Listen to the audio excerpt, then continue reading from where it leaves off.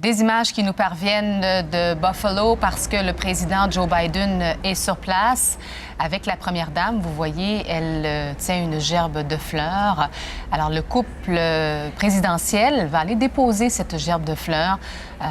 C'est un mémorial qui a été érigé finalement à la mémoire des 10 victimes de cette fusillade qui s'est tenue samedi dans une épicerie de cette ville de l'État de New York. 10 personnes qui ont été tuées samedi dernier. La communauté noire de l'endroit qui est très touchée par ce crime qu'on a qualifié de crime haineux. Alors, vous voyez la première dame qui a déposé cette gerbe de fleurs, qui se recueille. Et ensuite, le président va rencontrer des familles, des proches des victimes. On va aller sur place parce que notre collègue Andréane Williams, elle est là. Andréane, donc le président, il est là. Il est très attendu pour rencontrer, entre autres, les familles très ébranlées des victimes.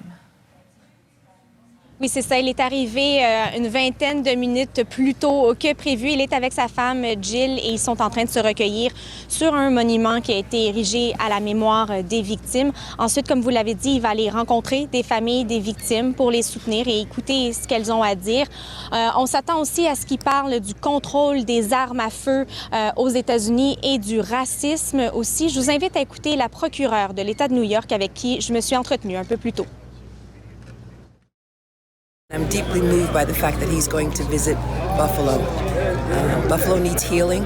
They're in pain. There's some anger. We need to spread the message of love and hope and understanding. We need to reject nationalism, white nationalism. We need to talk about racism. We need to talk about what brings us together. Il y a beaucoup de sagesse dans les paroles de cette dame, Andréane. On parle d'espoir, on parle d'amour aussi. Comment est-ce qu'on réagit à la visite du président Biden dans ce quartier-là?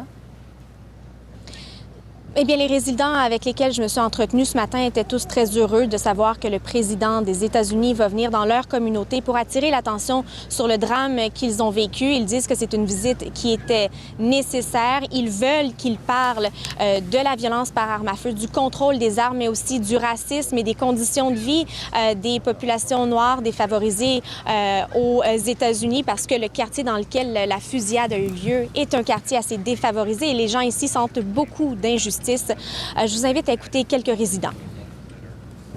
I'm hoping that he can just say that we should all come together and be as one. Like in this times, we need all to stay together and become like family because everybody is affected by this.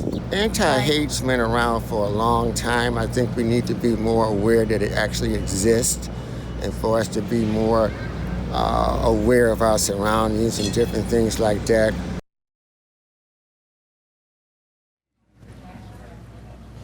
Le président Joe Biden, lorsqu'il a annoncé qu'il allait se présenter à la présidence des États-Unis, il avait dit qu'une de ses priorités était justement de s'attaquer au racisme et à la haine. Une de ses motivations principales avait été cette manifestation de suprémacistes blancs en Virginie, à Charlottesville, en 2017. Et aujourd'hui, c'est principalement à ça qu'il fait face. Merci, Andréane. Merci à vous.